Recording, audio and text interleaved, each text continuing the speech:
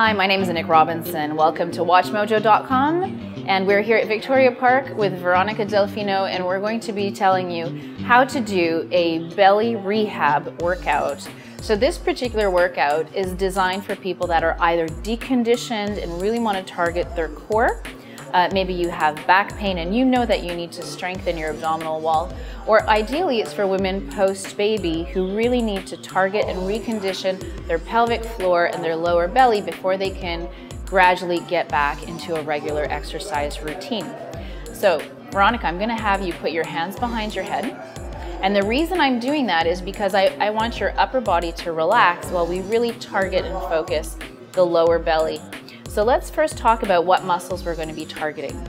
So the truth about your abdominal muscles is there are many muscles in your core, from your back muscles, your obliques, your transverse abdominis, your rectus abdominis, even your pelvic floor and your inner outer thighs are involved in your core strength. The job of the abdominal muscle is to flex the spine or rotate the spine. So in order to make those abdominals stronger, that's what we have to do. We have to flex the spine. To target your lower belly and your pelvic muscle though, is we're going to use the muscles that are responsible for moving the pelvis. We're going to strengthen them by moving the pelvis in a really specific way. So the more mobility in your pelvis and the more you apply resistance to that movement, the stronger your belly is going to be. Take your toes up, push your heels into the floor. I'm going to use this little ball to put between your knees and have you squeeze them so that you're engaging your adductors. It's a fancy word that means the inside of your thighs. And so once your adductors are engaged, you're going to feel a deeper connection with your pelvic floor. So as you're going to move the pelvis, I'm going to have you press up into my fingertip here. So she is creating space now, you can see, underneath her spine. And now she's going to do what in Pilates we call imprinting. She's going to press, tucking her pelvis powerfully into the floor, pulling the belly in. At the same time, I want you to contract your pelvic floor and then take it back again. So we go up and press. Deep, deep, deep, deep, deep, push, pulling the belly button deep into the floor towards the spine. And then again, and then down. Now this seems like a really easy exercise, but trust me, if you are just doing crunches, you're not doing yourself a favor because you're neglecting an incredibly important place to tone. Typically, if we had a long time and I can do a full workout with you, I would spend a good couple of minutes just on this one particular exercise. I'm going to have you keep squeezing the ball, but now you're going to move your feet out. So open your feet wide, squeeze the ball here. Let me reposition it, so that now you're doing even more pressure toward the center, and we're going to do that again. So you're going to feel the movement and the contraction is changing place in your body. And up, and the solicitation all the way down. Your hip, your glutes, and your thighs will change as well, because we're working now an entire system that is responsible for a beautiful and toned core. Don't forget, if you're doing this exercise, you've got to do your Kegels. That means you pull in your pelvic floor. And that's not just for women, men too. You also need to have a strong pelvic floor, whether you're a woman or a man, but it's more challenging for women because we have childbearing issues that go along with that. All right, and keep going up and imprint deeply. And you want to make sure that you're breathing in harmony with this. So you inhale on the way up and exhale and press deeply into the floor on your way down.